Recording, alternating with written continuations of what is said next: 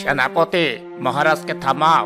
উনি যেভাবে পায়চারি শুরু করেছেন তাতে কখন কি হয়ে যায় বলা যায় না। তা সে কথা আপনি আমাকে না বলে মহারাজকে বলুন না।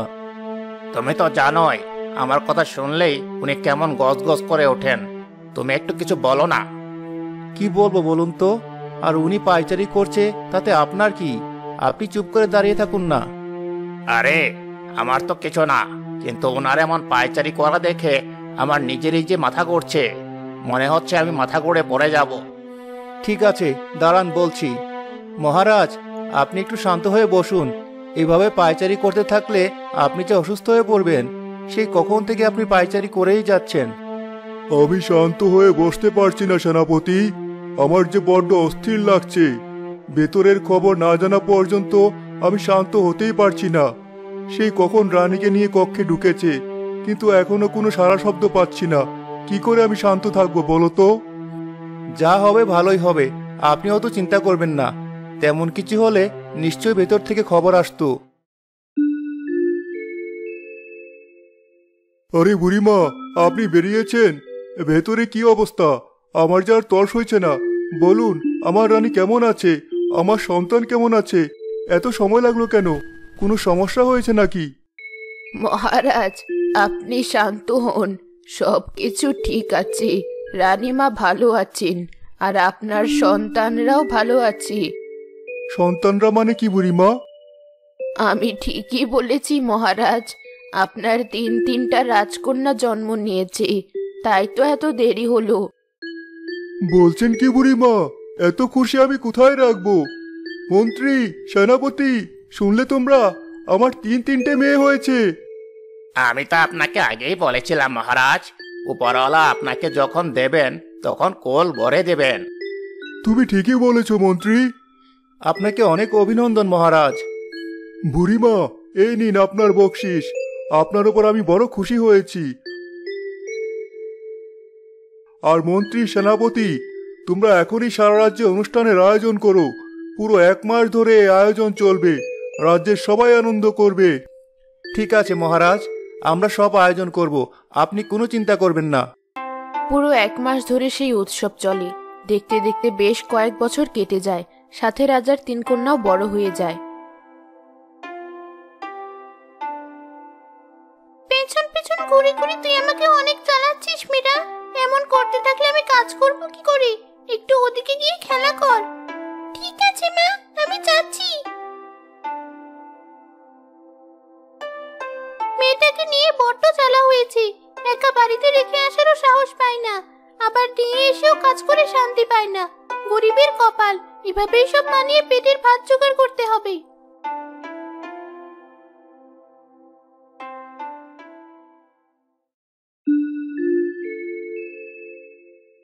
এই সুভাষিনী, তুই অমন করে জানালা দিয়ে কি দেখছিস?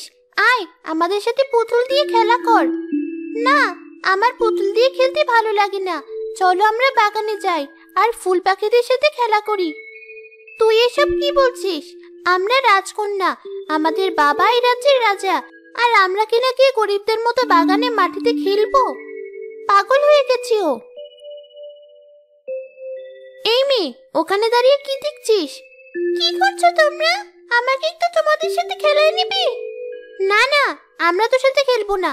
তুই আমাদের দাসীর মেয়ে, তোর সাথে আমরা খেলবো কেন? জানিস না আমরা রাজকুমারী, আর রাজকুমারীরা কখনো দাসীদের মেয়ের সাথে খেলে না। যা বলছি এখান থেকে। তোমরা ওর সাথে এমন করছো কেন? ও দাসীর মেয়ে তো কি হয়েছে? ও আমাদের বন্ধু। কিসের বন্ধু?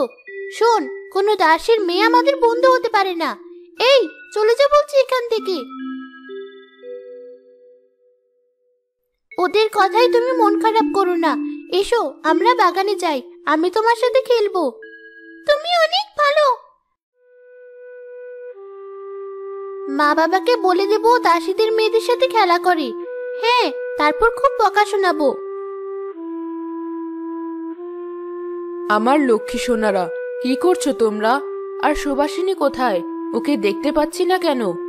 ও দাসীর মেয়ের সাথে বাগানে খেলতে গেছে মা। আমরা ওকে না করেছি, কিন্তু আমাদের কোনো কথা শুনিনি। সে কি, না করেছো কেন? তোমরাও গিয়ে খেলতে। তুমি এসব কি বলছো মা? আমরা কিনা দাসীর মেয়ের সাথে খেলবো? না না, আমরা তো পারবো না। ঠিক আছে, তোমরা তাহলে এখানেই খেলো।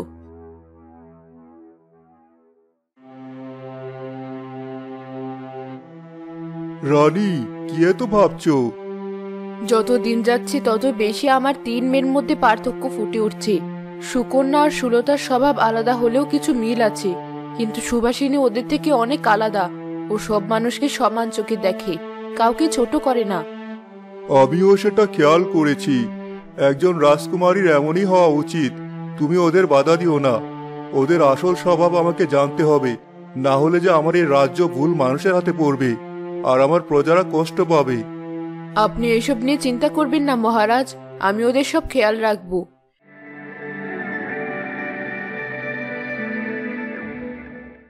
এভাবে কেটে যায় আরো কিছু বছর। রাজকুমারী, আপনি আমাকে ডেকেছেন? মীরা, তুমি আবার আমাকে রাজকুমারী বলছো? কতবার তোমাকে বলেছি আমাকে রাজকুমারী না ডাকতে, তাও তুমি বারবার আমাকে রাজকুমারী বলো। আমার এটা একদম ভালো লাগে না। মনে রাখবে, আমরা দুজন বন্ধু। ঠিক আছে বন্ধু, আর বলবো না। আমার ভুল হয়েছে। এবার বলো দেখি, কেন ডেকেছো আমাকে? চলো আমরা আজ আবার রাজ্য ঘুরতে যাই। দেখি রাজ্যের মানুষেরা কেমন আছে, কার কি সমস্যা হচ্ছে। দেখে এসে বাবাকে বলবো তাদের সেসব সমস্যার সমাধান করতে।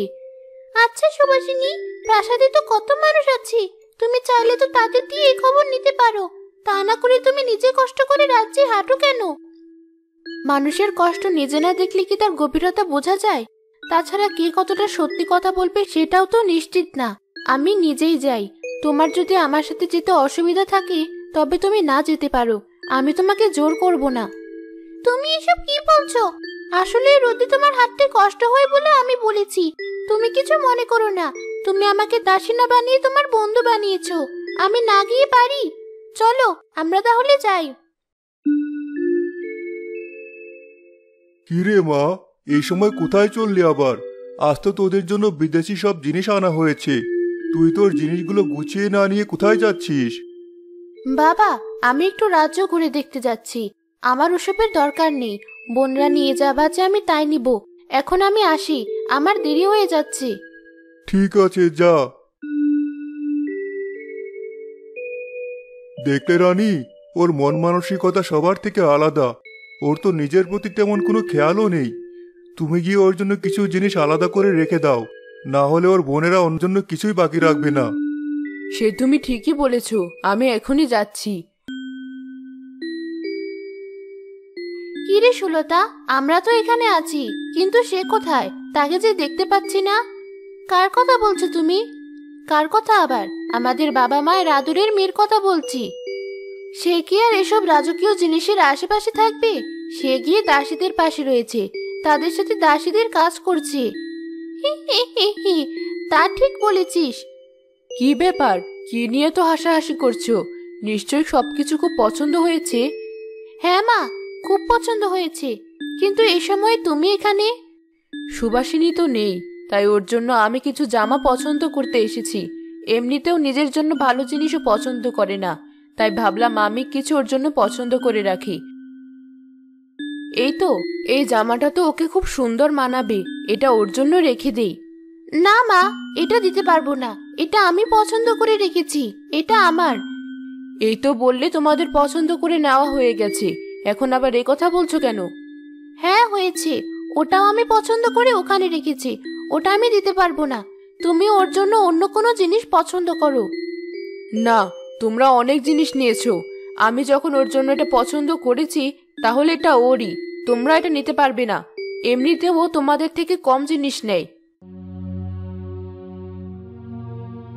দেখলি মা কেমন করে ওর জন্য কতগুলো জিনিস পছন্দ করে নিয়ে গেল। ওই মেয়ের প্রতি খুব মায়া, যেন আমরা কিচ্ছু না। ঠিকই বলেছো। এবার আমার কি হবে? আমি কি করে সংসার চালাবো? আমার বউ বাচ্চারা যে এবার না খেয়ে মরবে।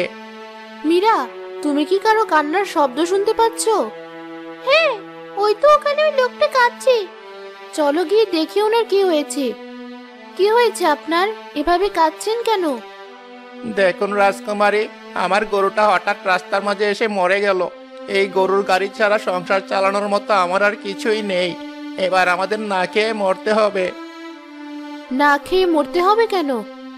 রাজদরবার থেকে তো অসহায়দের জন্য প্রতিদিন একটা খরচ বরাদ্দ থাকে, সেখান থেকে মন্ত্রী অসহায় মানুষদের সাহায্য করে। না রাজকুমারী, রাজদরবারে কোনো সাহায্য আমরা কখনো পাই না। মহারাজ বরাদ্দ রাখলেও তা আমাদের কাছে পৌঁছায় না, মন্ত্রী সব আত্মসাৎ করে নেয়। কি বলছেন এসব? এজন্য কি প্রতিদিন এত টাকা বরাদ্দ দিয়েও রাজ্যের কষ্ট দূর করা যাচ্ছে না? হ্যাঁ রাজকুমারী। এখন আমি সব বুঝতে পারছি। আপনি নিজের বাড়ি ফিরে যান, আজ বিকেলের মধ্যে আপনি আপনার গরু পেয়ে যাবেন। ঠিক আছে রাজকুমারী, আপনাকে অনেক ধন্যবাদ। দেখেছ মীরা, এজন্যই আমি নিজে খবর নিতে এসেছি। বাবার বয়স হয়েছে বলে তিনি আর আগের মতো রাজ্যে সময় দিতে পারেন না, আর এই সুযোগে শয়তান মন্ত্রী সবার ক্ষতি করছে।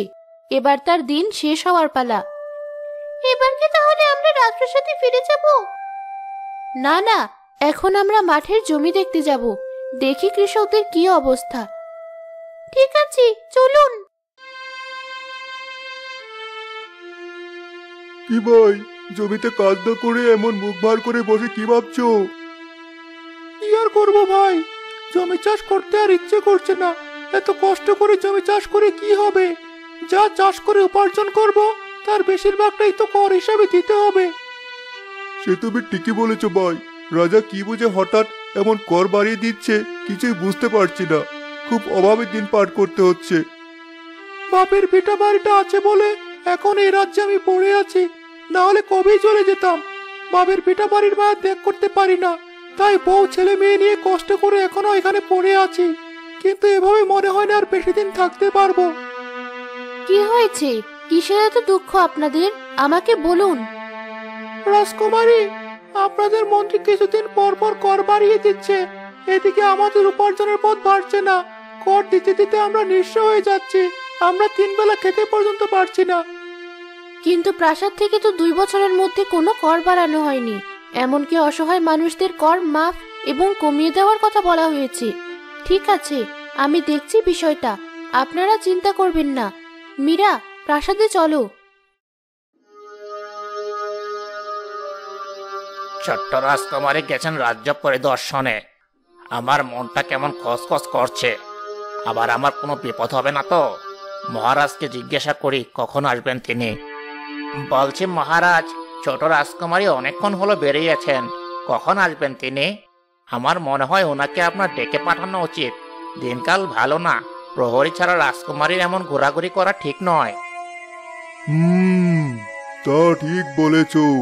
আর একটু দেখি, তারপর ডেকে পাঠাবো না হয়।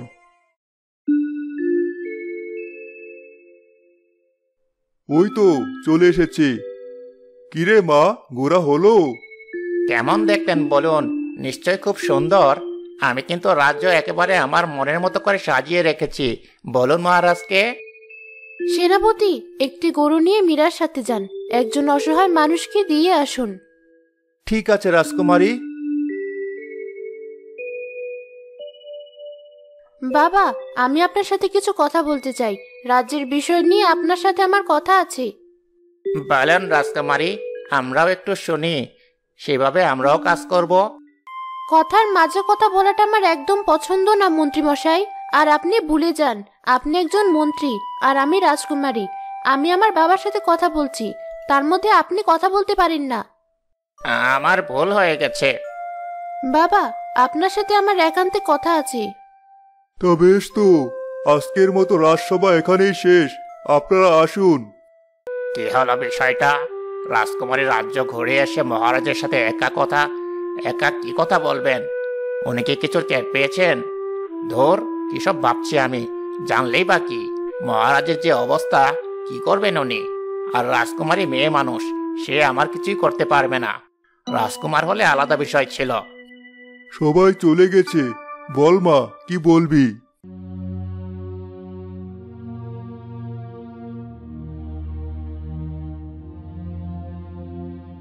কি, মন্ত্রীর এত বড় সাহস? আবার প্রজাদের সাথে বছরের পর বছর এমন অন্যায় করেছে ও? আমি কিছুতেই মেনে নেব না। সময়ের সঠিক সিদ্ধান্তটা তাহলে এবার আমি নেব। তুমি এখন গিয়ে বিশ্রাম করো, আমি দেখছি কি করা যায়।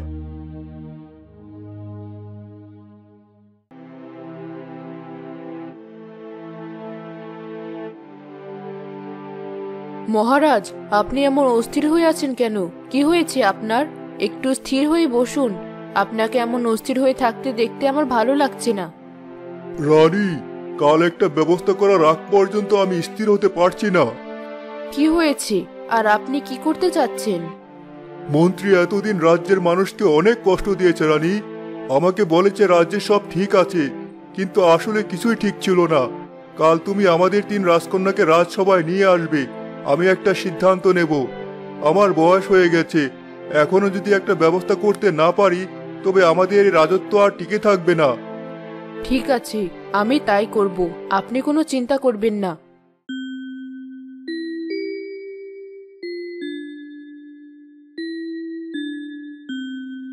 মা, আমি একটু বাইরে যাচ্ছি, ফিরতে দেরি হবে। সুবাসিনী, এই সকালে তুমি আবার কোথায় যাবে?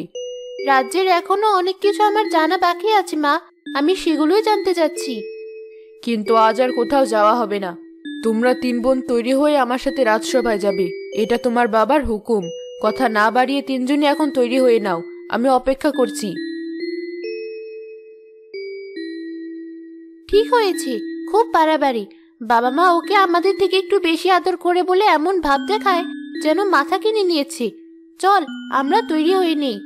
হ্যাঁ, তাই চলো।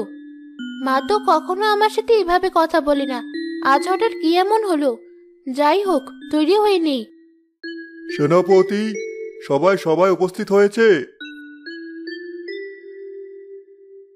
জি মহারাজ, সবাই আছেন, রাজকন্যারাও চলে এসেছেন। আজ কি এমন হলো? মহারাজ সবাইকে এভাবে ডেকেছেন? কাল থেকে আমার মনটা কেমন কু ডাকছে।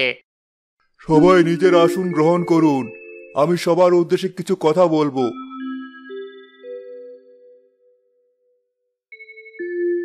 আমার এখন বয়স হয়েছে, রাজ্যের সকল কিছু আমি মনে রাখতে পারি না। আমার মনে হয় আমি এখন রাজ্য চালাতে অক্ষম, তাই আমি আর এই রাজসিংহাসনে বসার অধিকার রাখি না। তার মানে সিংহাসন এবার থেকে আমার হবে? আরে বাপরে, মহারাজ এসব কি বলছেন? তাহলে কি আমার কপাল খুলে গেল? উনি সিংহাসনে বসবেন না মানে আমাকেই বসাবেন? হি হি হি, আমার খুশি তো আর ধরছে না। বলছি মহারাজ, এর মানে সিংহাসনে আপনি নতুন কাউকে বসাতে চাইছেন, তাই তো? হ্যাঁ, তুমি ঠিকই বুঝতে পেরেছো মন্ত্রী। আর আজকে থেকে এই সিংহাসনে বসবে আমার কন্যা সুবাসিনী। এসব আপনি কি বলছেন বাবা? ও সিংহাসনে বসার যোগ্য হয় কি করে? ও তো রাজ আভিজাত্য কি জিনিস তাই বোঝে না। হ্যাঁ, একদম ঠিক কথা। এমনকি রাজসভার কোনো নিয়মও সে জানে না। সুবাসিনী হয়তো রাজ আভিজাত্য কি জানে না, কিন্তু একজন রাজকন্যা হয়ে কাকে কতটা সম্মান করতে হবে সেটা সে জানে। সে হয়তো রাজসভার নিয়ম জানে না, কিন্তু প্রজাদের দুঃখ সে বোঝে। তাই আমার সিদ্ধান্ত পরিবর্তন হবে না। আমি আশা করব সে আমার থেকেও ভালো রাজ্য পরিচালনা করবে। আর সেনাপতি, মন্ত্রীকে বন্দি করে কারাগারে পাঠাও, আর তার সব সম্পত্তি রাজ্যের অসহায় মানুষের মধ্যে বিলিয়ে দাও। এসব আপনি কে বলছেন মহারাজ? আমার অপরাধটা কি? তুমি ইচ্ছে করে আমার অজান্তে কর বাড়িয়েছো, অসহায় মানুষের দেওয়া অর্থ লুট করেছো। আরো কিছু শুনতে চাও? আমাকে ক্ষমা করুন মহারাজ, আমার ভুল হয়ে গেছে, আমাকে ক্ষমা করুন। নিয়ে যাও আমার চোখের সামনে থেকে ওকে। কিন্তু আমি কি পারবো এত বড় দায়িত্ব পালন করতে? আমাদের দোয়া সবসময় তোর সাথে থাকবে মা, তুই পারবি। সততার নিষ্ঠার সাথে তুই মানুষের উপকার করবি, রাজ্যের সুখ ফিরিয়ে আনবি। আমি এটাও আশা করব তোমরা ওকে সাহায্য করবে। নিশ্চয়ই করব। সুবাসিনী ধীরে ধীরে রাজ্যের সব অনিয়ম দূর করে দেয়, অসহায় মানুষদের সাহায্য করে, সে রাজ্যের সুখ ফিরিয়ে নিয়ে আসে।